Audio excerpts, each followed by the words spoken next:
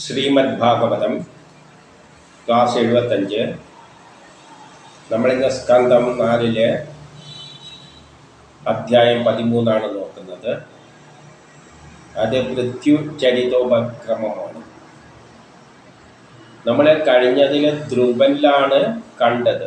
ധ്രുവൻ എന്നത് പ്രപഞ്ചഘടനയിലുള്ള ഒരു ഭാഗമാണ്. ധ്രുവ നക്ഷത്രം നമ്മുടെ സൗരയൂഥ സിസ്റ്റത്തിൽ അടങ്ങുന്നതാണ് പ്രപഞ്ചം. അതിലുള്ള ഒരു നക്ഷത്രമായിട്ടാണ് ധ്രുവനെ ചിത്രീകരിച്ചിരിക്കുന്നത്.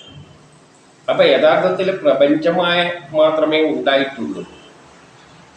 ജീവജാലങ്ങളെല്ലാം ഇനി ഉണ്ടാകാൻ കിടക്കുന്നതേ ഉള്ളൂ. ഇതെല്ലാം ഒരു സിസ്റ്റം പ്ലാൻ അനുസരിച്ചാണ് പോകുന്നത്. നമുക്കറിയാലോ, നമ്മളെ ഒരു കുട്ടി ജനിക്കുമ്പോൾ തന്നെ അണ്ടവും ബീജവും ചേർന്ന് കഴിഞ്ഞാൽ ഒരു ക്രമത്തിൽ ദിവസങ്ങളുടെ അടിസ്ഥാനത്തിൽ അല്ലെങ്കിൽ മാസങ്ങളുടെ അടിസ്ഥാനത്തിലാണ് ഗ്രഹങ്ങൾ ചലിക്കുന്നതനുസരിച്ചാണ് ആ കുട്ടി വളരുന്നതും. അതിനെല്ലാം ഒരു പ്ലാൻ ഉണ്ട്. എങ്ങനെ ഓരോ അവയവം എപ്പം വരണം എന്നുള്ള ഒരു ക്രമത്തിൽ ഒരു പ്ലാൻ അനുസരിച്ചാണ് നടക്കുന്നത്. അതുപോലെ ഈ പ്രപഞ്ചവും ആദ്യം കോളങ്ങളെല്ലാം ഉണ്ടായി, പിന്നെ ഒരു ക്രമത്തിൽ സമയം അനുസരിച്ചാണ് ഓരോന്നും പടിപടിയായി ഉണ്ടായി വരുന്നത്. ആ സമയം എന്നത് കുട്ടി ജനിക്കുന്നതായാലും എന്തായാലും നമ്മൾ എന്തെങ്കിലും സമയം അടിസ്ഥാനമാക്കി തന്നെയാണ് നമ്മളും കർമ്മം ചെയ്യുന്നത്. ആ സമയം എന്നത് നമുക്ക് വാച്ചാണെങ്കിലും ഈ വാച്ചിൻ്റെ ചലനം സൗരയൂഥ സിസ്റ്റത്തിലെ എല്ലാ ഗ്രഹങ്ങളുടെയും ചലനവുമായിട്ട് ബന്ധിപ്പിച്ചിട്ട് സിങ്ക്രണൈസ് ചെയ്തിട്ടാണ് നടക്കുന്നത്. അപ്പം കാലം സമയത്തിലൂടെ സൗരയൂഥ സിസ്റ്റം ഗ്രഹങ്ങളുമെല്ലാം ഇനി ഒരു പ്ലാൻ അനുസരിച്ചിട്ടാണ് ഇതിങ്ങനെ ഉണ്ടാവുക. മനുഷ്യൻ വളർന്ന് വലുതായി മരിക്കുന്നത് പോലെ തന്നെ പ്രപഞ്ചവും ഉണ്ടായി ഓരോ പടിപടി ഓരോ സ്റ്റേജ്, കൃതയുഗം, ത്രേതായുഗം, ദ്വാപരയുഗം, കലിയുഗം, ആ സ്ഥലത്തിലൂടെ അങ്ങ് വികസിച്ച് അവസാനം ഇല്ലാതായി പിന്നെ ആദ്യം തുടരും. അങ്ങനെ വരുമ്പോൾ ഇതിനെല്ലാം പിന്നിൽ ആ സയൻസിൻ്റെ അടിസ്ഥാനത്തിൽ അല്ലെങ്കിൽ ഒരു പ്ലാനിൻ്റെ അടിസ്ഥാനത്തിലാണ് ലോകം ഉണ്ടാകുന്നതെങ്കിലും ആ പ്ലാനിൻ്റെ അനുസരിച്ച് അതിനെ പ്രേരിപ്പിക്കുവാനുള്ള ചില ബലങ്ങൾ അതിൻ്റെ പിന്നിൽ ആക്ട് ചെയ്യുന്നുണ്ട്. അത് ആ പരമാത്മാവിൽ നിന്ന്, ആ പ്ലാനിൽ നിന്ന്, അല്ലെങ്കിൽ ഈ പ്രപഞ്ചം ഉണ്ടാക്കണമെന്ന് ചിന്തിച്ച ആ ശക്തിയിൽ നിന്ന് പലതായി വിഘടിച്ചിട്ട് പല രൂപത്തിൽ ആ ബലങ്ങൾ ആക്ട് ചെയ്യുന്നുണ്ട്. ഇനി അത്തരം അദൃശ്യ ബലങ്ങളെയാണ് ദേവതകൾ എന്ന് പറയുന്നത്. അത് ബലങ്ങളാണ്, അതിൻ്റെ രൂപവും ഭാവവും ഒന്നുമില്ല. ബലം എന്ന് പറയുമ്പോൾ തന്നെ അതിൻ്റെ രൂപവും ഭാവമൊന്നുമില്ല. അതിനൊരു പ്രത്യേക തരത്തിലാണ് സയൻസ് കാണുക. ഇതും അത്തരത്തിലുള്ള ചില ബലങ്ങളാണ്. പക്ഷെ ഇതിൻ്റെ അളവൊന്നുമില്ല. ഇത് പ്രേമം, കാമം, വികാരം, ഇങ്ങനെയുള്ള പല, ദേഷ്യം, കോപം, ഇങ്ങനെയുള്ള പല രൂപത്തിലുള്ള വിചാരങ്ങളെല്ലാമായിട്ട് ആക്ട് ചെയ്യുന്ന തരത്തിലുള്ള ബലങ്ങളാണ്. അപ്പോൾ ഓരോ ജീവജാലങ്ങളെയും ഉണ്ടാക്കുന്നതിന് അതിൻ്റെ പിന്നിൽ പ്രേരിപ്പിക്കുന്ന ബലങ്ങൾ, അത് സയൻസിലൂടെയാണ് ഉണ്ടാകുന്നുണ്ടെങ്കിലും പരിവർത്തനത്തിലൂടെയാണ് ഉണ്ടാകുന്നുണ്ടെങ്കിലും അതിലൂടെയെല്ലാം ഒരു പ്രേരക ശക്തി ആക്ട് ചെയ്യുന്നുണ്ട്. ആ പ്രേരക ശക്തികളെയാണ് ഇനി ഇവിടെ പല രൂപത്തിൽ പല പേരിൽ പറയാൻ പോകുന്നത്. കാരണം പ്രപഞ്ചമേ ഉണ്ടായിട്ടുള്ളൂ, ചെടികളോ ജീവജാലങ്ങളോ ഒന്നും ഉണ്ടാകാൻ ആയിട്ടില്ല. അപ്പം അതെല്ലാം ഉണ്ടാകുന്നതിന് പിന്നിൽ അവയെ ഏകോപിപ്പിക്കുന്ന പലതരം ശക്തിവിശേഷങ്ങളെയാണ് ഇവിടെ ഇനി പറയാൻ പോകുന്നത്. ഇപ്പം നമുക്കൊന്നിൽ സൂതൻ ശൗനകാദികളോട് പറയുകയാണ്. മൈത്രേയ മുനി പറഞ്ഞ ധ്രുവന്റെ ചരിത്രം കേട്ടിട്ട് ആ കൃഷ്ണ ആ ശക്തിവിശേഷത്തിൽ ഭക്തി ഉറച്ച വിതുര അദ്ദേഹത്തോട് പിന്നെയും ചോദിക്കുന്നു, സംശയങ്ങൾ ചോദിക്കുന്നു. രണ്ടിൽ ഈ പ്രജേതസ്സുക്കൾ ആരാണ്, ആരുടെ പുത്രന്മാരാണ്, അവരുടെ വംശം ഏത്, എവിടെ വെച്ച് സത്രം നടത്തി. കഴിഞ്ഞ സമയത്ത് നാരദൻ പ്രജേതസ്സുക്കളുടെ ഒരു സത്രത്തിൽ വെച്ച് പറഞ്ഞതായിട്ടെല്ലാം നമ്മൾ കഴിഞ്ഞതിൽ കണ്ടിട്ടുണ്ട്, പറഞ്ഞിരുന്നു. നാരദൻ അവിടെ സത്രത്തിൽ വെച്ച് പറഞ്ഞു കൊടുത്താണ് പ്രജേതസ്സുകളുടെ സത്രത്തിൽ. അപ്പോൾ ആരാണ് ഈ പ്രജേതസ്സുകൾ എന്ന് വ്യക്തമാക്കാൻ വേണ്ടിയിട്ടാണ് ഈ അധ്യായത്തിലൂടെ ശ്രമിക്കുന്നത്. എൻ്റെ 3 പറയുകയാണ്. യാതൊരു നാരദനാൽ ശ്രീഹരിയുടെ വിശിഷ്ട കർമ്മയോഗം രചിച്ചുവോ. അപ്പം നാരദനിലൂടെയാണ് ശ്രീഹരി എങ്ങനെയെല്ലാമാണ് ഈ ലോകത്തിൽ കർമ്മത്തിലൂടെ ലോകത്തെ മുന്നോട്ടേക്ക് നയിക്കുന്നത്. അത് നാരദനാണ് രചിച്ചത്. നാരദൻ തന്നെയാണല്ലോ വേദങ്ങളെല്ലാം ആർക്ക് വേദവ്യാസനും എല്ലാം സംശയം പോയി ചോദിച്ചത് അവിടെയാണല്ലോ. ആ നാരദനെ ഞാൻ സർവേശ്വരൻ്റെ പരമഭക്തൻ എന്ന പദവി ലഭിച്ചവനായി കാണുന്നു. ഏറ്റവും പരമേശ്വരൻ്റെ പരമമായ സ്ഥാനം ലഭിച്ച, കാരണം നാരദനെത്താതെ സ്ഥലമൊന്നുമില്ല, എല്ലാ സ്ഥലത്തും നാരദനെത്തും. നാരദൻ എന്ന് പറയുമ്പോൾ ഒരു സംഗതി നടക്കണ്ടിട്ട് ആ നടക്കേണ്ട സമയം അതിനെ കുത്തിയടക്കുന്ന ഒരു ശക്തിയാണ് നാരദൻ.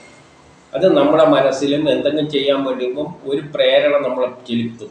അപ്പോഴാണ് നമ്മൾ കയറി എന്തെല്ലാം ചെയ്ത് കളയുന്നത്. അതുവരെ ശങ്കയിലായിരിക്കും അത് ചെയ്യണോ, ഇങ്ങനെ ചെയ്താൽ മതിയോ, മറ്റേ ചെയ്താൽ മതി, ഇങ്ങനെയെല്ലാം പല കൺഫ്യൂഷനിൽ ഇരിക്കുമ്പോൾ പെട്ടെന്ന് നമ്മളെ മനസ്സിൽ ഒരു നാരദം വന്നിട്ട് ഇത് ചെയ്യുമ്പോൾ ഒരു കുത്തു കൊടുക്കും, പിന്നെ നമ്മൾ അതങ്ങ് ചെയ്യും.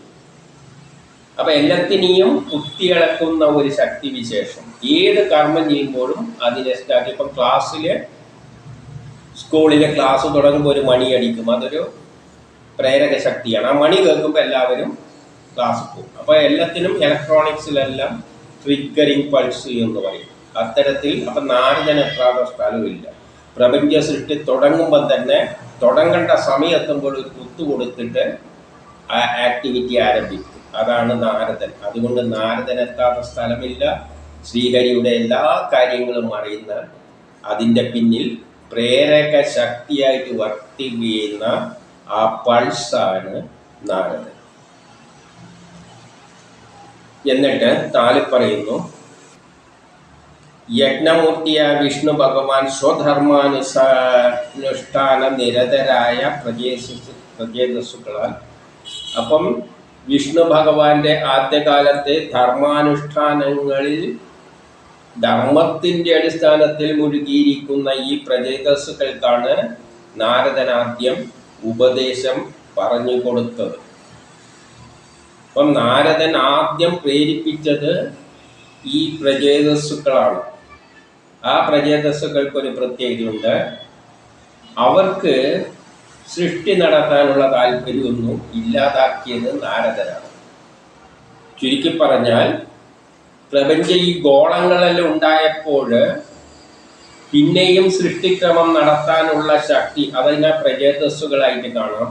പക്ഷേ അവർക്കൊന്നും സൃഷ്ടി നടത്താൻ പറ്റിയില്ല. അപ്പം സൃഷ്ടി നടത്തേണ്ടെങ്കിൽ പിന്നെയും കുറേ പ്രേരക ശക്തികളെല്ലാം വേണം. ഒരു സൃഷ്ടി പെട്ടെന്നങ്ങ് ഉണ്ടാവില്ല. മനുഷ്യനെല്ലാം എത്രയോ കാലം കഴിഞ്ഞിട്ടാണ് ചെടികളെല്ലാം ഉണ്ടായിരിക്കുന്നത്. ഓരോ കാലം വരുമ്പോഴേ അത് നടക്കുകയുള്ളൂ. അപ്പോൾ ആ പ്രപഞ്ചമുണ്ടായ സമയത്തുള്ള ആ പ്രജേതസ്സുകൾക്ക് എന്തില്ല, അപ്പോൾ സൃഷ്ടി നടത്താനുള്ള കഴിവെല്ലാം കുറവായിരുന്നു. കാരണം അവർക്കതിന് താല്പര്യമില്ല. ആ താല്പര്യം ഇല്ലാതാക്കിയത് എന്താണ്? ആ മനസ്സിൽ കുത്തിയിട്ട് പ്രേരിപ്പിക്കുന്ന നാരദനാണ്. നീ സൃഷ്ടിയൊന്നും നടത്തണ്ട, ഇതിലൊന്നും അർത്ഥമൊന്നുമില്ല, ഇത് മിഥ്യയാണ് എന്നല്ല, ആത്മതത്വം ഉപദേശിക്കുകയാണ് നാരദൻ ചെയ്തത് എന്നാണ് പറയുന്നത്. അതുകൊണ്ട് അവരെല്ലാം എന്തായി, സന്യാസം സ്വീകരിച്ചു പോന്ന മാതിരി എല്ലാം മുറ്ററിഞ്ഞിട്ട് പോയി കളഞ്ഞു എന്ന നിലയിലാണ് ഈ പ്രജേതസ്സുകളെ കാണേണ്ടത്.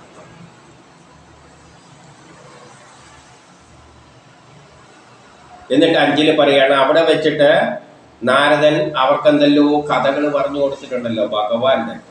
യഥാർത്ഥ ഭഗവാന്റെ ബ്രഹ്മജ്ഞാനം, ബ്രഹ്മസത്യം അവിടെ നിന്നാണ് ഈ പ്രജേതസ്സുകൾക്കാണ് പറഞ്ഞു കൊടുക്കുന്നത്. നേരെ എന്തേ ഉള്ളൂ, ബ്രഹ്മമേ ഉള്ളൂ. ബാക്കി മോഡേൺ സയൻസ് എല്ലാം അതിന് ശേഷമാണ് വരുന്നത്. അപ്പോഴാണ് സൃഷ്ടി വരുന്നത്. അപ്പം ആകെ പ്രപഞ്ചം ഉണ്ടായിട്ടേ ഉള്ളൂ. ആ പ്രപഞ്ച ഘടനയിലുള്ള കാര്യങ്ങളെ ഉണ്ടായിട്ടുള്ളൂ. ഇപ്പൊ ആ സമയത്തുള്ളവർക്ക് നാരദൻ പറഞ്ഞു കൊടുക്കുന്നത് അതിൻ്റെ പിന്നിലുള്ള ആ ശാസ്ത്ര തത്വങ്ങളാണ്. പരാസയൻസാണ്, ആധുനിക സയൻസ് അല്ല, സൃഷ്ടിയായിട്ട് ബന്ധപ്പെട്ടതല്ല.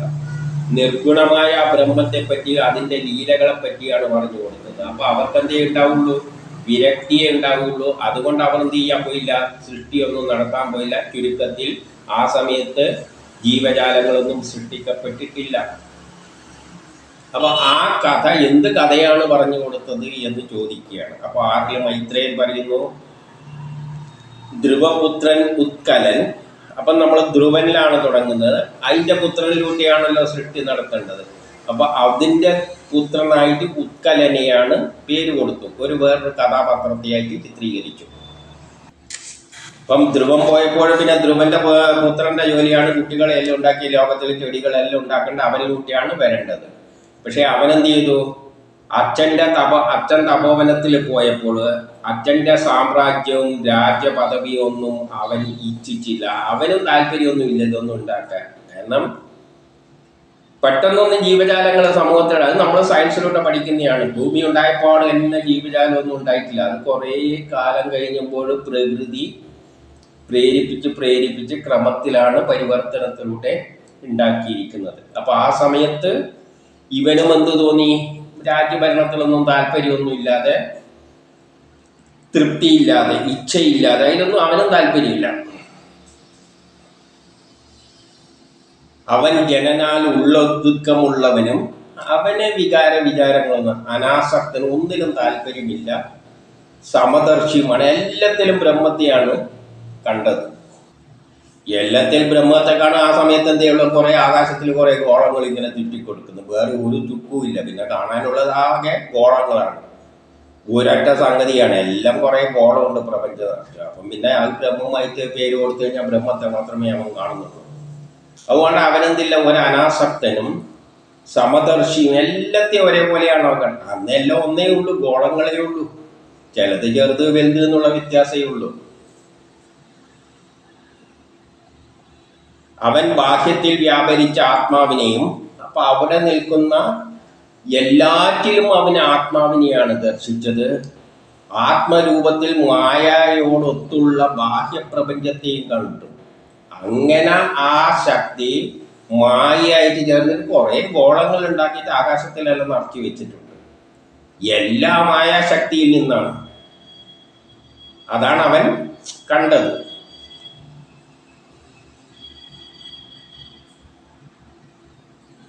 എട്ടിലൊമ്പതിൽ അവൻ എന്താണ് പറയുന്നതെന്ന് വെച്ചാല്, പ്രശാന്തനും ആനന്ദസ്വരൂപനുമായ ബ്രഹ്മത്തെ, ആ നിർഗുണമായ ബ്രഹ്മത്തെ അവൻ എന്തായിട്ട് കണ്ടു? ഞാൻ ആ ബ്രഹ്മമാണെന്ന് അവൻ മനസ്സിലാക്കി. കണ്ടുകൊണ്ട് പിന്നെ നിരന്തരമുള്ള യോഗ സാധനയിലൂടെ, പിന്നെ നമ്മളെല്ലാം ബ്രഹ്മസാക്ഷാത്കാരത്തിന് പോകേണ്ട വഴി അവിടെ പറഞ്ഞു തരികയാണ്. അത് അവൻ ചെയ്തു എന്ന് പറഞ്ഞുകൊണ്ട് പറയുകയാണ്. അല്ലാതെ വേറെ കാര്യത്തിലൊന്നും എടുക്കണ്ട. അപ്പം നമ്മൾ ബ്രഹ്മസാക്ഷാത്കാരത്തിലേക്ക് പോകണ്ടെങ്കിൽ, ജീവിതത്തിന്റെ ലക്ഷ്യം ബ്രഹ്മസാക്ഷാത്കാരമാണെങ്കിൽ, നിരന്തരമായ യോഗ സാധനയിലൂടെ കർമ്മത്തെയും വാസനകളെയും അഗ്നിയിൽ എറിഞ്ഞു കളഞ്ഞിട്ട്, പിന്നെ നമുക്ക് ജോലിയില്ല, കർമ്മമൊന്നുമില്ല, എല്ലാം ഉപേക്ഷിച്ചിട്ട് കുടുംബത്തെ ഉപേക്ഷിച്ചിട്ട് പോവുകയാണ്. ഇവനിപ്പം കുടുംബത്തിന്റെ ഒന്നും പറയാനില്ല. തന്നിൽ നിന്ന് അന്യമായി ഒന്നിനെയും കാണാത്തവരായി, കാണുന്നതെല്ലാം ബ്രഹ്മമാണ്. പിന്നെ അവന് വേറെ വ്യത്യാസമൊന്നുമില്ല. എന്നിട്ടോ 10 ഒരു ബോഷ്കന്റെ, ഒരു കുരുടന്റെ, ഒരു ചെകിടന്റെ, ഒരു ഭ്രാന്തന്റെ, ഒരു ഊമയുടെ,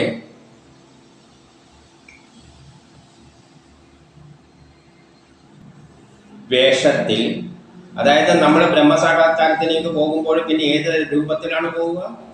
നമ്മൾ പിന്നെ പോകുന്ന ആൾക്കാരെ കാണുമ്പോൾ ഒരു ചെവിട് കേൾക്കാതെ, ഒരു കണ്ണില്ലാതെ, അവൻ ഒന്നും കാണാനും കേൾക്കാനും പോകുന്നില്ല. ഒരു ഭ്രാന്തന്റെ മാതിരി മുടിയെല്ലാം പറിച്ചിട്ടിട്ടാണ് ഈ അവനാണ് യഥാർത്ഥ സന്യാസി. അപ്പൊ വേദ പറയുന്ന സന്യാസി ബ്രഹ്മസാക്ഷാത്കാരത്തിലേക്ക് പോകുമ്പോൾ നമുക്ക് ഈ പ്രപഞ്ചത്തിലെല്ലാം അടുപ്പുണ്ടാക്കിയിട്ട് പിന്നെ മുടിയിലും ഒന്നും ഉണ്ടാവില്ല. മുടിയെല്ലാം വളർന്ന് ജഡപാലിയെടുത്ത് അവനവന്റെ ശരീരത്തെ മറന്നു കഴിഞ്ഞാൽ കാണുമ്പം ആരോടും സംസാരിക്കലോ ഒന്നുമില്ല. ഒരു ഭ്രാന്തന്റെ മാതിരിയാണ് നടക്കുക. അതാണ് യഥാർത്ഥ സന്യാസി. അപ്പം നമുക്ക് ശരിയായ സന്യാസി, വേദം പറയുന്ന സന്യാസിയാണെങ്കിൽ ഇങ്ങനെയുള്ള ചില വ്യക്തികളെ നമ്മൾ ചിലപ്പോഴെങ്കിലും ജീവിതത്തിൽ ഇങ്ങനെ നടക്കുന്നത് കാണാം. ആരുമായിട്ട് കൂട്ടില്ലാതെ ഒരു ഭ്രാന്തന്റെ പോലെ, അങ്ങനത്തെ വേഷമായി, ജ്വാലയെല്ലാം അടങ്ങിയ അഗ്നി പോലെ. അഗ്നിന്റെ ജ്വാല അടങ്ങിയാൽ എങ്ങനെ ഇരിക്കും? അതുപോലെ എന്തു പറയുന്നു? വഴിയിൽ കുട്ടികളുടെ ഇടയിൽ കാണപ്പെട്ടു. അവനെ കുട്ടികളുടെ ഇടയിലാണ് ഇവനെ കണ്ടത്. അപ്പൊ ഇവനിതെല്ലാം വിട്ടിട്ട് ഒരു യഥാർത്ഥ സന്യാസി, അവനൊരു കുട്ടികളെ പോലെ ഉടുതുണി പോലും വേണ്ട, ആ രൂപത്തിലാണ് നമ്മൾ ബ്രഹ്മസാക്ഷാത്കാരം. ആ വഴി പറയുന്നതേ ഉള്ളൂ, അല്ലാതെ അവൻ പോയിട്ടൊന്നുമില്ല. അവിടെ അങ്ങനെ ഒരു വ്യക്തിയും ഇല്ല. ആ ശക്തി ബ്രഹ്മത്തിന് സമാനമാണ് എന്ന് പറയുകയാണ്. ഇനി 11 എന്റെ 11 അദ്ദേഹത്തെ ഭോഷ്കനെന്നും ഭ്രാന്തനെന്നും കരുതിയിട്ട്, അപ്പം കാണുന്നവർക്കെല്ലാം നോക്കുമ്പോൾ ഇവൻ ഭ്രാന്തനായി. ധ്രുവന്റെ പുത്രൻ ഇതിലൊന്നും താല്പര്യമില്ലാതെ ഒരു ഭ്രാന്തന്റെ പാത നടക്കുകയാണ്. അവനൊരു ഭ്രാന്തനെ പോലെ. അപ്പം ജനലും നോക്കുമ്പോൾ ഇവൻ വെറും ഭ്രാന്തൻ. ഇപ്പം നാട്ടുകാരുടെ ഇടയിലുള്ള ആ കുടുംബ തലവന്മാരെല്ലാം ഇരുന്ന് ആലോചിച്ച്, കുടുംബനാഥന്മാരെല്ലാം ഇരുന്ന് ആലോചിച്ചിട്ട് ബ്രഹ്മിയുടെ ഇളയ പുത്രനായ വത്സരനെ രാജാവാക്കി. അപ്പോൾ അവന്റെ കാലം കഴിഞ്ഞ് പിന്നെ വത്സരനെ രാജാവാക്കി. അങ്ങനെ 12 പറയുന്ന ഈ വത്സരൻ സ്വവീചി എന്ന ഒരു പെൺകുട്ടിയെ വിവാഹം കഴിച്ചിട്ട് അതിൽ 6 പേരുണ്ടാകുന്നു. അവര് പുഷ്പാർണൻ, നിദ്മകേതു, ഇഷൻ, ഊർജനൻ, വസു, ജയൻ എന്നീ 6 പുത്രന്മാർക്ക് ജന്മം നൽകി. ഈ 6 മക്കളെ ഇനിയുള്ള സൃഷ്ടിക്രമത്തിൽ പങ്കെടുക്കുന്ന പ്രത്യേകതരം ബലങ്ങളായിട്ട്, അവയെ ഏകോപിപ്പിക്കുന്ന ശക്തികളായിട്ട് കാണണം. ഇതൊന്നും മനുഷ്യരൂപത്തിൽ കഥയിലും പേരെല്ലാം പറയും, പുഷ്കാർണൻ എന്നെല്ലാം പറയും. പക്ഷെ അതെല്ലാം ചില ബലങ്ങളാണ്. പ്രപഞ്ചത്തിൽ പലതരം ബലങ്ങൾ ആണ്, പലതരം കർമ്മങ്ങളെ സൃഷ്ടിയിൽ പങ്കെടുത്തിട്ട് അവയെ ആ പ്ലാൻ അനുസരിച്ച് ഏകോപിപ്പിക്കുന്ന ശക്തി വിശേഷങ്ങളായിട്ട് കാണണം. ഇതിന്റെ 13 പറയുകയാണ്, ഈ പുഷ്പാർണന് 2 ഭാര്യമാരുണ്ട്, പ്രഭയും ദോഷവും.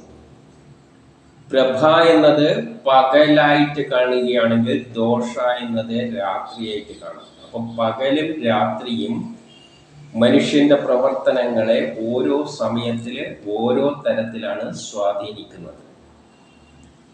അപ്പം പുഷ്പാർണന് പ്രഭയില്, അപ്പം പകല്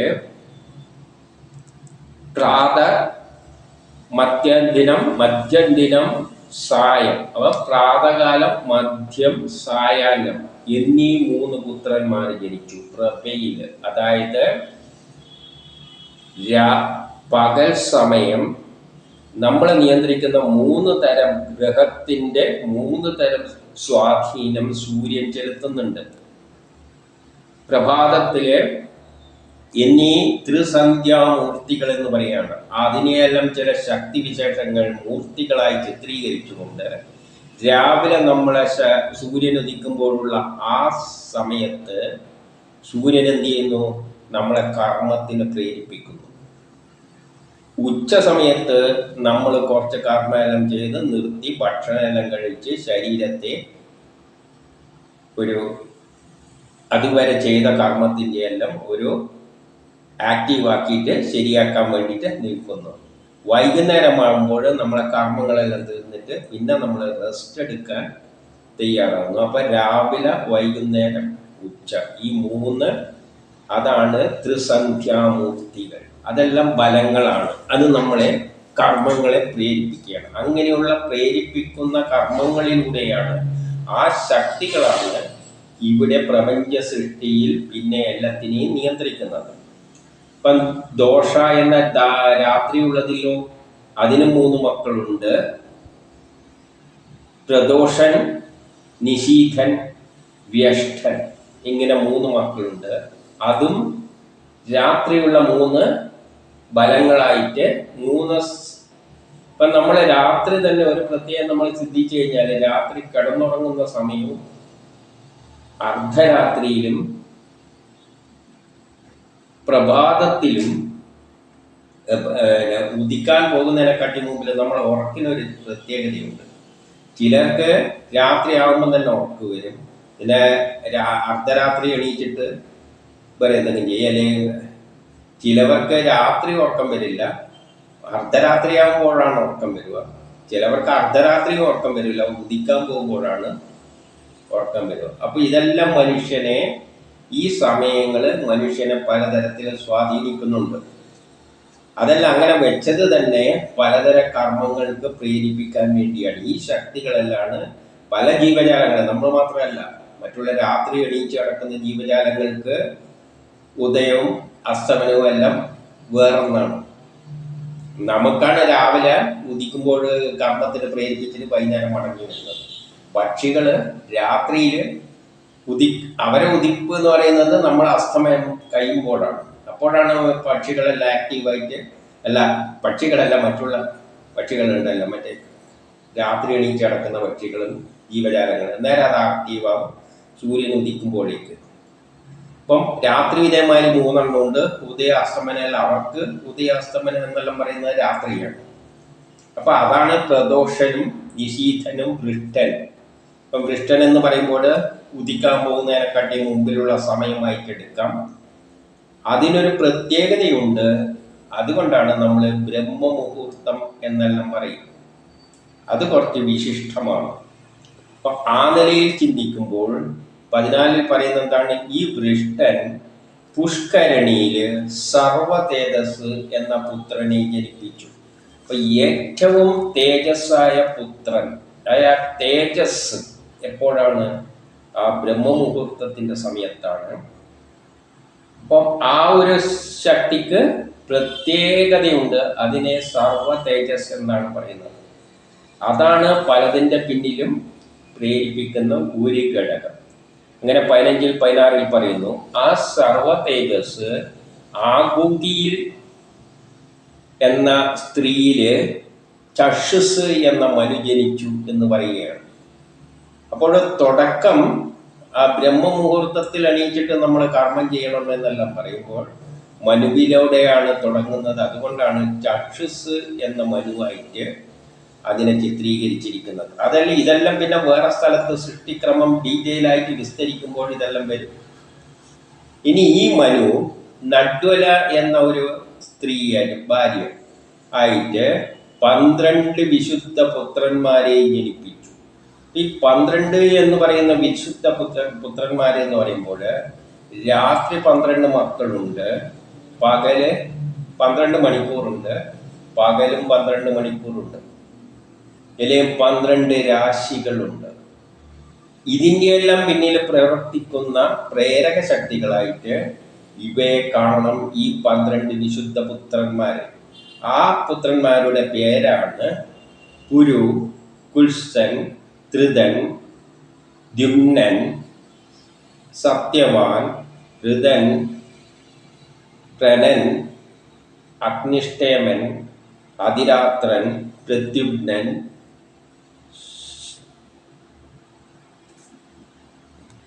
ശിബി, ഉൽമുഖൻ. 17 പറയുന്നു, ഈ ഉൽമുഖൻ, അതിലുള്ള ഒരു ഉൽമുഖൻ പുഷ്കരണിയിലുമായിട്ട് ചേർന്നിട്ട് 6 പുത്രന്മാരെ ജനിച്ചു എന്ന് പറയാണ്. അതാണ് അങ്കൻ, സുമനസ്. ഇവിടെയെല്ലാം അതിൻ്റെ അർത്ഥങ്ങളുണ്ട്. അർത്ഥത്തിലൂടെ നമ്മളെ ഏതാണെന്ന് മനസ്സിലാക്കണം. ഖ്യാതി, ക്രതു, അങ്കിരസ്,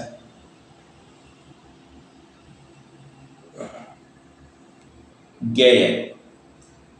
അപ്പൊ നമുക്ക് തന്നെ ഈ 2 മാസങ്ങളെല്ലാം കൂടി കഴിഞ്ഞാൽ എന്തുണ്ട്? ഋതുക്കളായിട്ടെല്ലാം ആക്ട് ചെയ്യുന്നുണ്ട്. ഋതുക്കളിലൂടെയാണ് ലോകക്രമെല്ലാം ക്രമീകരിച്ചിരിക്കുന്നത്.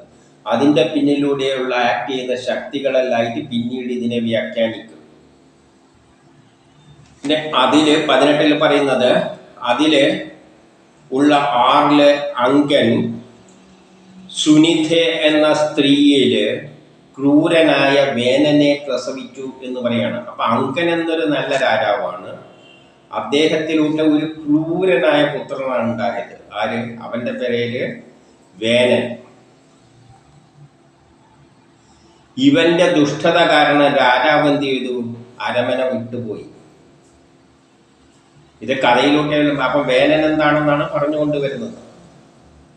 അരമന അവന്റെ ദുഷ്ടത കാരണം അച്ഛന് പോലും സഹിക്കാൻ പറ്റാത്ത രാജാവ് എന്ത് ചെയ്ത് രാജ്യവും അവന്റെ അരമനം വിട്ട് പോയി. അപ്പൊ 19 പറയുന്ന അവന്റെ ഈ ദുഷ്ടതയെല്ലാം സഹിക്കാൻ വയ്യാതെ ബ്രാഹ്മണരാകുന്ന ആൾക്കാര് വജ്രായുധമാകുന്ന ശാപമാകുന്ന വജ്രായുധത്താൽ അവനെ എന്താക്കി ഗതപ്രാണനാക്കിയിട്ട് അവന്റെ വലത്തെ കരത്തെ കടഞ്ഞു എന്ന് പറയുകയാണ്. വലത്തെ കരത്തെ കടയുക എന്ന് പറയുന്നത് ബലം എപ്പോഴും കടയുന്ന തരത്തിൽ കടഞ്ഞിട്ടാണ് പിന്നെ എന്തെങ്കിലും ഉണ്ടാക്കുക. തൈര് കടഞ്ഞെടുക്കുക എന്ന് പറഞ്ഞാൽ ബലം പ്രയോഗിക്കുക. അപ്പൊ ഇതെല്ലാം പ്രേരക ശക്തികളാണ്.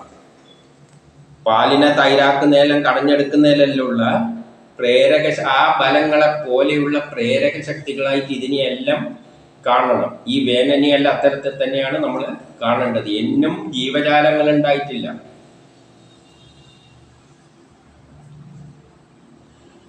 അതിനുള്ള കാരണം ഇവിടെ പറയുകയാണ്. കാരണം 20 കാരണം പറയുകയാണ്. കാരണം എന്താണെന്ന് വെച്ചാൽ രാജാവ് പോയപ്പോൾ രാജ്യത്തെ ജനങ്ങളെയെല്ലാം എന്ത് ചെയ്യും? കൊള്ളക്കാരെ കൊള്ളയടിക്കാൻ തുടങ്ങും. ഇപ്പം കൊള്ളക്കാരെ കൊള്ളയടിക്കാൻ തുടങ്ങിയാൽ ജനങ്ങൾക്ക് നിലനിൽപ്പില്ലാത്ത ഒരവസ്ഥ വരുമ്പോൾ ആ ഘട്ടത്തിൽ വിഷ്ണു എന്ത് ചെയ്ത് ഒരു അംശാവതാരമായിട്ട് അവിടെ കടഞ്ഞിട്ടുണ്ടല്ലോ. ആ കടഞ്ഞതിൽ നിന്നും പൃഥ്വി എന്ന ആദിമ ചക്രവർത്തി ഉണ്ടായി. അപ്പം വിഷ്ണുവിന്റെ അവതാരമായിട്ട് പൃഥ്വി എന്ന ആദ്യത്തെ ചക്രവർത്തി ഉണ്ടായതാണ്. മറ്റേതും ചക്രവർത്തി ആയിരുന്നല്ലോ. അതിനെന്തുകൊണ്ടാണ് ചക്രവർത്തിയായിട്ട് കണക്കാക്കാത്തത്? ചക്രവർത്തി ആണെങ്കിൽ ജീവജാലങ്ങൾ ഉണ്ടാകണം. അപ്പൊ അതുവരെ ഒരു ജീവജാലങ്ങൾ ഉണ്ടായിട്ടില്ല എന്നാണ് അർത്ഥം. അപ്പം പൃഥ്വി ഉണ്ടായതിന്റെ ശേഷം എന്തോ ജീവജാലങ്ങൾ ഉണ്ടാണല്ലോ. ഉടനെ രാജാവാക്കാൻ പറ്റുള്ളൂ. അപ്പൊ ആദ്യത്തെ രാജാവ് എന്ന് പറഞ്ഞാൽ ജീവജാലങ്ങൾ വേണം. ഒന്നുമില്ലേ ചെടികളെങ്കിലും വേണം, അല്ലെ വെള്ള ബാക്ടീരിയയും വേണം. എങ്കിൽ മാത്രമേ രാജാവ് എന്ന് പറയാൻ പറ്റുകയുള്ളൂ. അപ്പൊ അത് പൃഥ്വിയിലൊക്കെ ആയിരിക്കാം ഉണ്ടാകാൻ പോകുന്നത്. അപ്പോൾ ആദിമ ചക്രവർത്തിയായിട്ട് പൃഥ്വി ജനിക്കുന്നു. വിഷ്ണുവിൻ്റെ അംശമായിട്ട് ആ കടച്ചിലുണ്ട്. ഇനി നമുക്ക് 21 പറയുന്നത് എന്താണെന്ന് നോക്കാം. അപ്പൊ 21 വിദുരർക്ക് കുറെ പറഞ്ഞതിന് സംശയം. അതായത് വേനനെ എന്തിനാണ് ഇങ്ങനെ ഇല്ലാതാക്കിയെന്നുള്ള വേനനെ പറ്റിയാണ്. അപ്പം വിദുരർ ചോദിക്കുകയാണ്. സൽസ്വഭാവിയായിരുന്നു രാജാവ്. വേനന്റെ അച്ഛൻ നല്ല സ്വഭാവിയായിരുന്നു. സൽഭക്തനാണ്, ബ്രാഹ്മണ ഭക്തനാണ്, മഹാനുഭാവനാണ്. ഇങ്ങനെയെല്ലാം ഉള്ള ഒരു നല്ല എല്ലാ ഗുണവും തുടങ്ങ ഈ ഒരു രാജാവിന് എങ്ങനെയാണ് ഇങ്ങനെ തലതിരിഞ്ഞ് ദുരിക്കുക ഒരു പുത്രനുണ്ടായത്? നമുക്ക് കാരണം കാണില്ലോ. അത് പറഞ്ഞു കൊടുക്കാൻ പറയുകയാണ്. ഇത് 22 പറയുകയാണ്.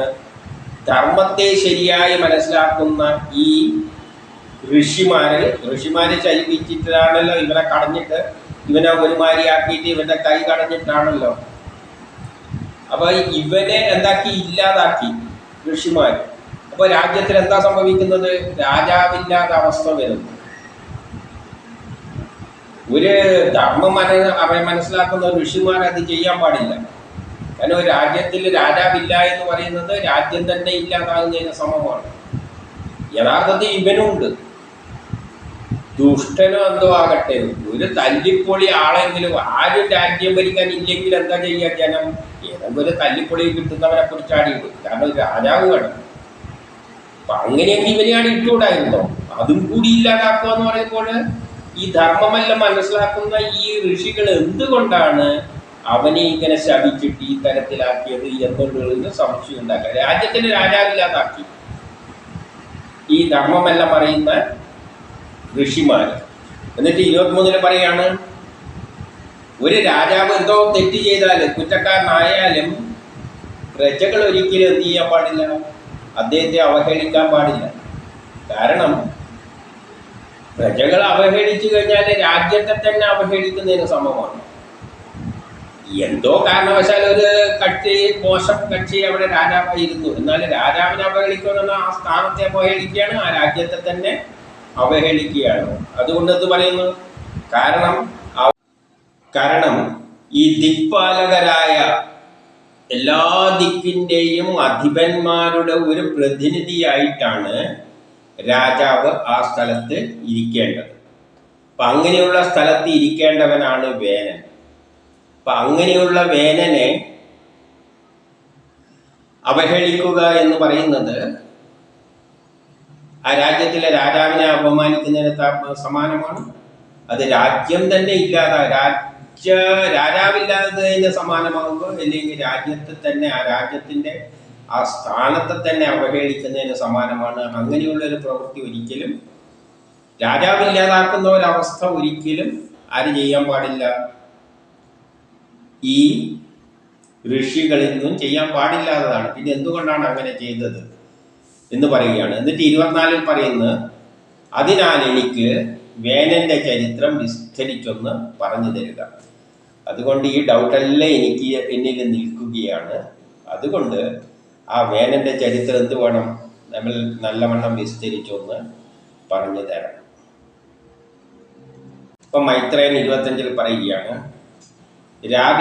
രാജർഷിയായ അങ്കൻ, ഇപ്പം വേനന്റെ അച്ഛൻ, അദ്ദേഹം ഒരു നല്ല വ്യക്തിയാണ്.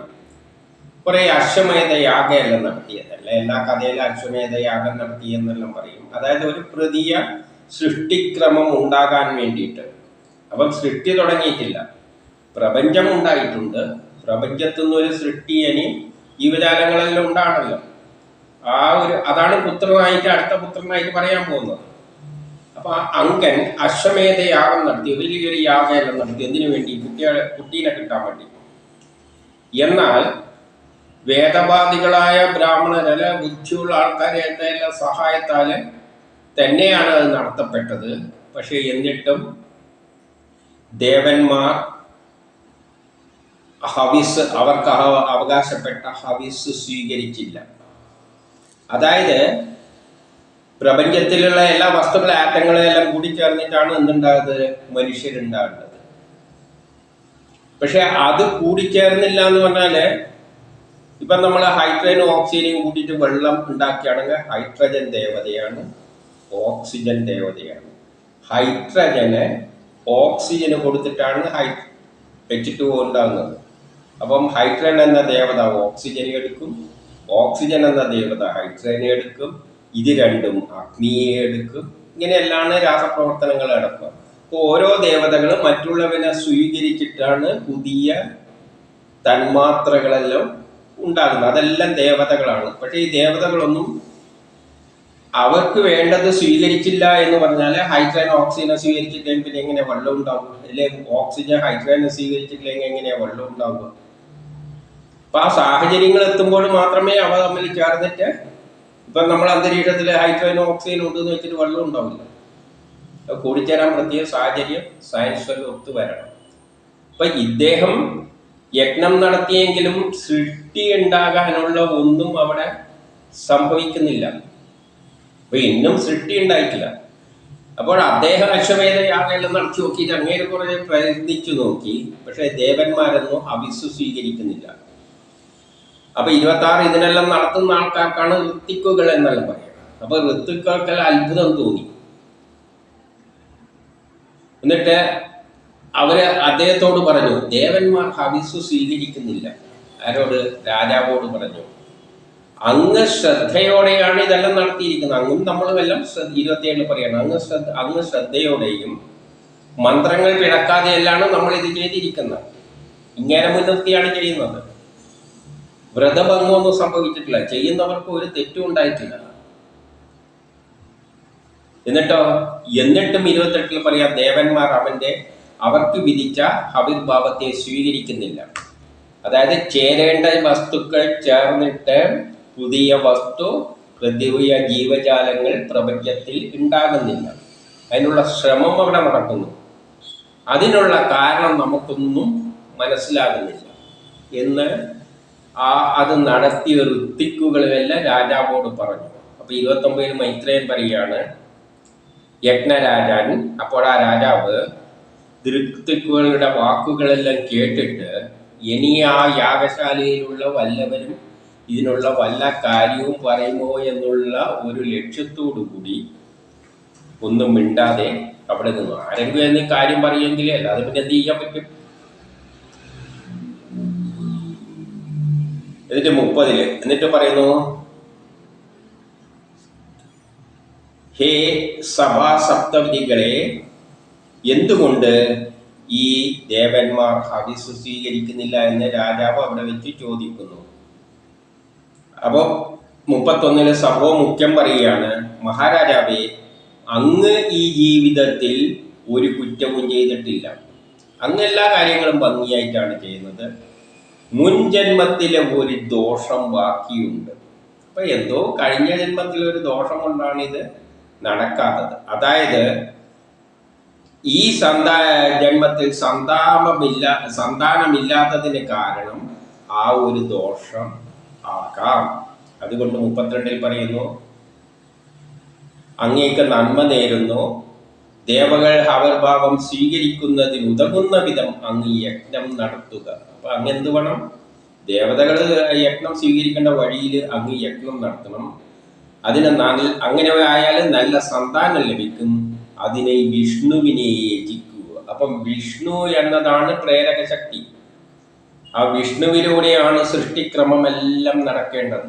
അപ്പം വിഷ്ണു തീരുമാനിക്കുന്ന സമയത്തെ കാര്യം നടക്കുകയുള്ളൂ.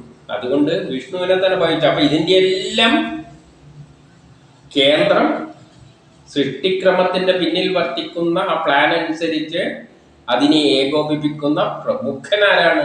വിഷ്ണു എന്ന ആ സ്ഥിതിയുടെ ശക്തിയാണ്. അതിനെ ആരാധിച്ചുകൊണ്ടിരുന്ന വേറെ ഒന്നും വേണ്ട, സമയത്തുമ്പോൾ കുട്ടികൾ ഉണ്ടായിക്കോളും. അപ്പോൾ 33 പറയുന്ന, അങ്ങനെ ചെയ്യുമ്പോൾ ദേവകൾ അവരവരുടെ യജ്ഞം വിഹിതം കൈകൊണ്ടുകൊള്ളും. അപ്പം ദേവതകളെല്ലാം പരസ്പരം യോജിച്ചിട്ട് ഉണ്ടായിക്കോളും. എന്താ സാധനം ഉണ്ടാകേണ്ടതെന്ന് വെച്ചാൽ ആറ്റങ്ങളെല്ലാം കൂടി ചേർന്നിട്ട് പുതിയ പുതിയ ജീവജാലങ്ങൾ ഉണ്ടായിക്കോളും ആ സമയത്തുമ്പോൾ. അപ്പൊ സമയത്തണം ആ പ്രേരക ശക്തിയുടെ വിഷ്ണുവിന്റെ പ്ലാൻ അനുസരിച്ചാണ് എല്ലാം നടക്കുന്നത്. ആ സമയത്തുമ്പോൾ എല്ലാം നടന്നുകൊള്ളും. അതുകൊണ്ട് വിഷ്ണുവിനെ ആരാധിച്ചാൽ മതി, അതെല്ലാം അങ്ങേര് നോക്കിക്കോളും എന്നുള്ള അർത്ഥത്തിൽ. അപ്പോൾ ശ്രീഹരി അപ്പോൾ സന്താന ലാഭത്തിന് വേണ്ടി വരിക്കപ്പെട്ടിട്ട് വരുമ്പോൾ അവിടെ സന്താന ലാഭാർത്ഥം, സന്താനം ലഭിക്കുവാൻ വേണ്ടി അതിനെ സ്വീകരിച്ചുകൊണ്ട്, ആ യജ്ഞത്തെ സ്വീകരിച്ചുകൊണ്ട് അവിടെ വരും. അപ്പം 34 പറയുന്നു, അങ്ങനെ വരുമ്പോൾ മറ്റുള്ളവരെല്ലാം എന്ത് ചെയ്യാൻ പറ്റും? മറ്റുള്ള ദേവതകളും അവരുടെ ഹവിസ്സുകൾ സ്വീകരിച്ചുകൊള്ളും. അങ്ങനെ 35 ഇപ്രകാരം പറഞ്ഞത് പ്രകാരം രാജാവ് സന്തതി ഉണ്ടാവാൻ വേണ്ടിയിട്ട്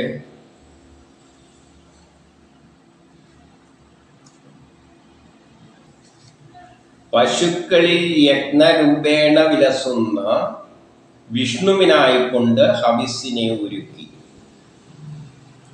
പശുക്കളില്, പശു എന്ന് പറയുമ്പോൾ വേദങ്ങളിലെ പശുക്കൾ എന്ന് പറയുമ്പോൾ നമ്മൾ എന്തെല്ലാം ഈ പശുവായിട്ട് എടുക്കരുത്, ഇലക്ട്രോൺ ആണെന്ന് പണ്ട് പറഞ്ഞത് ഓർക്കണം. വേദത്തിലെ പശു എന്ന് പറയുന്നത് ഇലക്ട്രോണാണ്.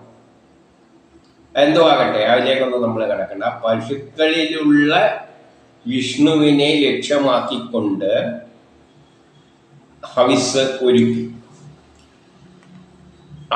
അപ്പോൾ അങ്ങനെ നടന്ന യാഗാഗ്നിയിൽ അപ്പോൾ ഒരു യാഗാഗ്നി ഉണ്ടാകും. എപ്പോൾ ആറ്റങ്ങൾ കൂടിച്ചേർന്ന് പുതിയ വസ്തു ഉണ്ടാകുമ്പോൾ ആ യാഗാഗ്നിയിൽ നിന്ന് സ്വർണമാല ധരിച്ചിട്ട്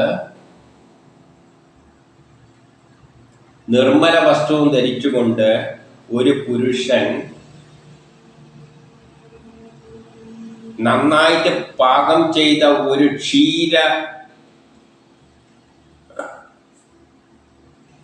ക്ഷീരോദനത്തെ ഒരു കനകപാത്രത്തിൽ ഉയർത്തിപ്പിടിച്ചു കൊണ്ടുവന്നു എന്ന്. ഒരു സ്വർണത്തിന്റെ പാത്രത്തിൽ ക്ഷീരം,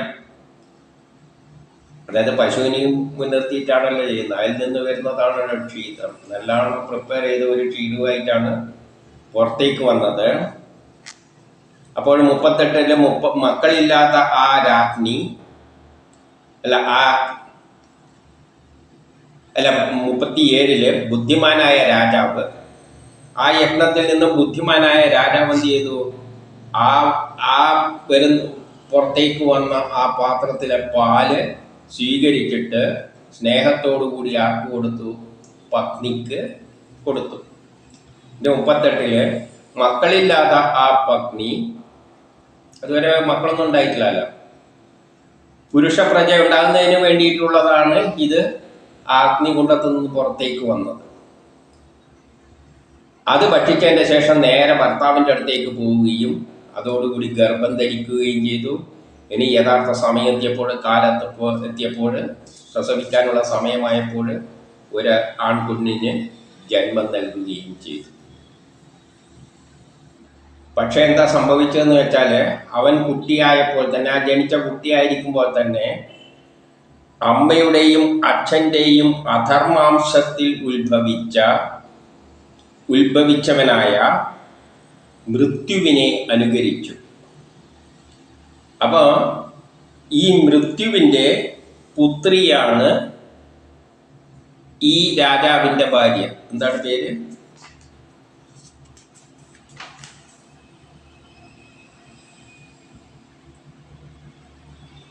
സുനിത. അപ്പം മൃത്യുവിൻ്റെ പുത്രിയാണ് ഈ സുനിത. അപ്പൊ ആ സുനിതയിൽ നിന്നാണ് രാജാവ് കുട്ടി ഉണ്ടാകുന്നത്. അപ്പൊ മൃത്യുവിൻ്റെ ഗുണങ്ങളെല്ലാം, ദോഷവശങ്ങളെല്ലാം ഏതിലുണ്ട്? സ്ത്രീയുടെ ജനിതക ഘടനയിലുള്ളത് കൊണ്ട് ഉണ്ടായ കുട്ടിയാണ് ഈ വേനൻ. അപ്പൊ എന്തുണ്ടാവും? അതിൻ്റെതായ സ്വഭാവങ്ങളാണ് കാണിക്കുക. അതുകൊണ്ടാണ് അങ്ങനെയായി പോയത്. ഇവിടെയും വേറെ സത്യം പറയുകയാണ്, സ്ത്രീയിലെ ജനിതക ഘടനയും അത് കിട്ടുന്ന എന്താണ്? അവരുടെ പൂർവിക. അപ്പൊ ആ ഒരു സിസ്റ്റം ഡെവലപ്പ് ആക്കി വരികയാണ്. തലമുറകളായിട്ട് കൊണ്ടുള്ള ജനിതക ഘടനയിലൂടെ സ്വഭാവവിശേഷങ്ങൾ കൈമാറിക്കൊണ്ടുവരുന്ന ഒരു സിസ്റ്റമാണ് അവിടെ ഉണ്ടാക്കിയെടുക്കാൻ പോകുന്നത്. അതുകൊണ്ടാണ്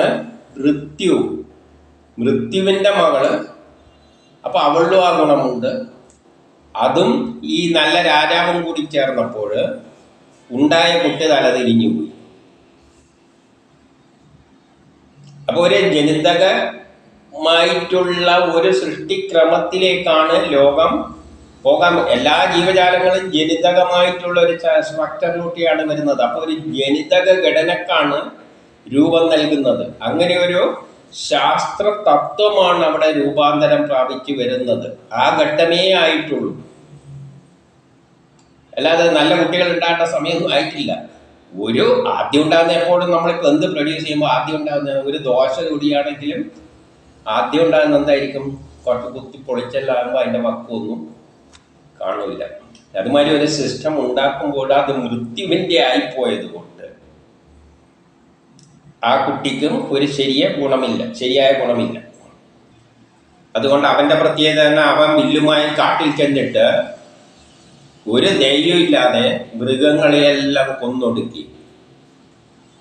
അവൻ്റെ സ്വഭാവം അതായത് ആദ്യം ഉണ്ടായത് നാശമുണ്ടാക്കുന്ന ഒന്നും നിലനിൽക്കാൻ പറ്റുന്ന, ആദ്യം ഉണ്ടാകുന്ന ഒന്നും നിലനിൽക്കുന്നതല്ല, പിന്നെ ഒരു സ്റ്റഡിയായിട്ട് വരുന്നുള്ളൂ. അപ്പൊ സൃഷ്ടിക്രമത്തിൽ ആദ്യം ഉണ്ടാകുന്ന സാധനങ്ങളെല്ലാം നശിച്ചു പോകുന്ന തരത്തിലുള്ളതാണ് ഉണ്ടായിരിക്കുന്നത്. അതുകൊണ്ട് ആളുകൾ അവനെ കാണുമ്പോൾ, അവിടെ അന്ന് ആളൊന്നും ഉണ്ടാകുന്ന ഇതെല്ലാം കഥയിൽ വരുമ്പോൾ എന്നെല്ലാം പറഞ്ഞു ആളുകളെല്ലാം അവനെ കാണുമ്പോൾ വേനൻ വരുന്നു എന്ന് വിളിച്ചു പറയാൻ തുടങ്ങി. ഇനി 49 അവൻ കളിസ്ഥലത്ത് കളിച്ചുകൊണ്ടിരിക്കുന്ന കുട്ടികളെ എന്ത് ചെയ്യും? പശുവിനെ നമ്മൾ പിടിച്ചിട്ട് പശുവിനെ കൊല്ലുന്നത് പോലെ അവൻ അവരെയെല്ലാം ബലമായി പിടിച്ചിട്ട് എല്ലാത്തിനെയും ഞെക്കിക്കൊന്നു എന്നാണ് പറയുന്നത്. അതായത് ആദ്യമുണ്ടായ സൃഷ്ടി ചാപ്പിള്ളയായിട്ടാണ് പോയത്. അതൊന്നും ശരിയായില്ല. ഒരു ഘടന രൂപീകരിച്ചു വരികയാണ്. എങ്ങനെയാണ് സൃഷ്ടി നടക്കേണ്ടത്? ഒരു തലമുറയിൽ നിന്ന് അടുത്ത തലമുറയിലേക്ക് അതിൻ്റെ ജനിതക ഘടന കടന്നിട്ട് ആ സ്വഭാവം പുരുഷൻ്റെയായിട്ട് കൂടിച്ചേർന്നുകൊണ്ട് ഇങ്ങനെ ദ്വയമായിട്ടുള്ള ഒരു ചെയിനിലൂട്ടിയാണ് വരേണ്ടത്. പക്ഷെ ആദ്യം ഉണ്ടായതെല്ലാം ദുഷിച്ചതായി പോയതുകൊണ്ട് ഉണ്ടായ കുട്ടികളും ഒന്നും ശരിയായില്ല. നമ്മൾ ആദ്യം എന്ത് സാധനം ഉണ്ടാക്കുമ്പോൾ എല്ലാം പോവില്ല. അതുമാതിരിയുള്ള അവസ്ഥയിൽ ഇവിടെ വിവരിച്ച് പോവുകയാണ്. എന്നിട്ട് 42-ലെ അംഗരാജാവ്. അപ്പൊ രാജാവ് നല്ല സ്വഭാവമുള്ളവനാണ്. ദുർവൃത്തനായ പുത്രനെ കണ്ട് പലവിധ ശാസനകളെല്ലാം പറഞ്ഞു നോക്കി. എന്നിട്ടൊന്നും അവൻ ശരിയാകുന്നില്ല. പരാജയപ്പെട്ട് അവസാനം മനപ്രയാസമുള്ളവനായി ഭവിച്ചു. രാജാവിന് മനസ്സിനാകെ ദുഃഖമുണ്ടായി. ഇവന്റെ ഒരു സ്വഭാവവും ശരിയാകുന്നില്ല. എന്നിട്ട് 43-ൽ പറയാണ്, പുത്രന്മാരുള്ള ഗൃഹസ്ഥാശ്രമികള്, ഒരാൾക്ക് പുത്രന്മാരില്ലാത്ത ഗൃഹസ്ഥാശ്രമികൾ, അതായത് കുടുംബജീവിതം നയിക്കുന്ന പുത്രന്മാരില്ലാതെ, അവര് പിന്നെ ആരെയാണ് ആശ്രയിക്കുക? ദൈവത്തോടെയാണ് ആശ്രയിക്കുക. വേറെ ഒന്നുമില്ലല്ലോ. ദൈവത്തിൽ വിചാരിച്ചുകൊണ്ടിരിക്കും കുട്ടി കിട്ടാൻ വേണ്ടിയിട്ട്. അതുകൊണ്ട് അവർക്ക് വലിയ പ്രശ്നമൊന്നുമില്ല. എന്നാൽ ദുഷ്ടസന്താനം ഉള്ളവര്, ഇങ്ങനത്തെ ദുഷിച്ച കുട്ടികളാണ് ജനിക്കുന്നതെങ്കിൽ അപ്പോഴൊക്കെ അവരുടെ മനോവ്യാധിക്ക് ഒരിക്കലും അറുതി വരികയില്ല എന്ന് പറയുകയാണ്. കുട്ടികളിലേക്ക് വലിയ പ്രശ്നമൊന്നുമില്ല, അവരെ ഭഗവാനിയാണ് ഭജിക്കുക. അതുകൊണ്ട് അവർക്ക് അത്ര വലിയ കുടുംബത്തിൽ പ്രശ്നം ഉണ്ടാവില്ല. ഭഗവാനി ഭജിച്ചുകൊണ്ട് അങ്ങനെ നടന്നോളും. പക്ഷെ കുട്ടികൾ തലതിരിഞ്ഞു പോയാൽ ആ കുടുംബത്തിൽ പിന്നെ എന്തില്ല? സമാധാനം. അതോടുകൂടി ആ കുടുംബത്തിന്റെ സമാധാനം നഷ്ടപ്പെടും. എന്നിട്ട് 44-45 പറയുകയാണ്, 44-45 പറയുന്നത് എന്താണെന്ന് വെച്ചാൽ, ഏതൊരുത്തർക്ക് ഇത്തരം പുത്രന്മാരുടെ, ദുഷിച്ച പുത്രന്മാരുടെ മൂലം അപകീർത്തിയും അധർമ്മവും പിടിപെടുന്നുവോ, ഇത്തരം പുത്രന്മാരുടെ അപകീർത്തി ഉണ്ടാകുന്നു, എല്ലാവരുടെയും പകയേൽക്കേണ്ടി വരുന്നു. ഇങ്ങനത്തെ ആൾക്കാരുണ്ടായാലും എല്ലാവർക്കും ആ വീട്ടുകാരോട് പകയായിരിക്കും. എന്നിട്ടോ അതുമൂലം അറ്റം കാണാത്ത മനോദുഃഖം അനുഭവിക്കുന്നുവോ. അപ്പം പുത്രന്മാരിങ്ങനെ ആയിപ്പോയാൽ പിന്നെ എപ്പോഴും ഇതെല്ലാം തന്നെയാണ് ഫലം.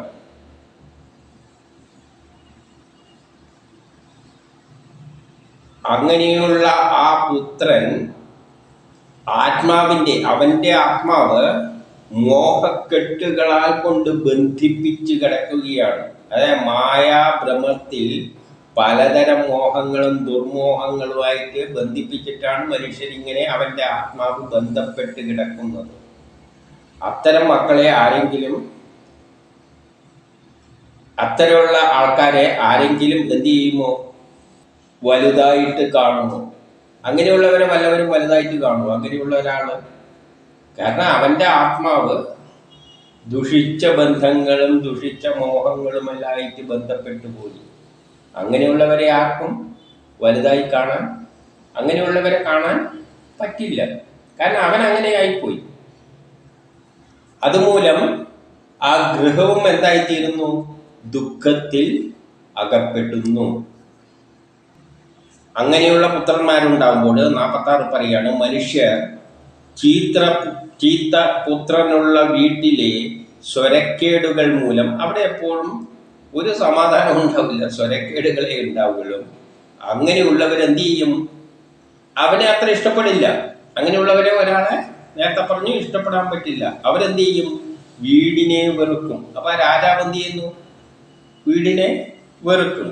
ആ വീട് മലശല്യങ്ങളുടെ കേന്ദ്രമായി മാറുകയും ചെയ്യും. ഒരു വലിയാത്ത മാനസിക പ്രയാസങ്ങളെ ശല്യം ചെയ്യുന്ന ഒരു വീടായിട്ട് അത് മാറും. ഈ 47 പറയുന്നത്, ഈ വിധത്തിൽ വിരക്തനായി തീർന്ന രാജാവ്. അപ്പൊ രാജാവിൽ എന്തുണ്ടായി?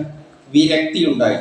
അവിടെ താമസിക്കുമ്പോൾ ഇവരുടെ ഈ ശല്യം കൊണ്ട് വിരക്തനായി, ഉറക്കം കിട്ടാതെ, രാത്രി പിന്നെ അവന് ഉറക്കമൊന്നുമില്ല. അങ്ങനെ പാതി രാത്രിയിൽ രാജാവ് എന്ത് ചെയ്ത് എഴുന്നേറ്റ് ഉറങ്ങിക്കിടന്ന വേനന്റെ മാതാവോടും കൂടി പറയാതെ സമ്പൽ സമൃദ്ധമായ ആ രാജ്യത്തെയും ഉപേക്ഷിച്ചുകൊണ്ട് ജനങ്ങൾ കാണാതെ ഇറങ്ങിപ്പോയി എന്നാണ് പറയുന്നത്. ഒരാളും കാണാതെ ഒളിച്ച് സ്ഥലം വിട്ട് കളഞ്ഞു.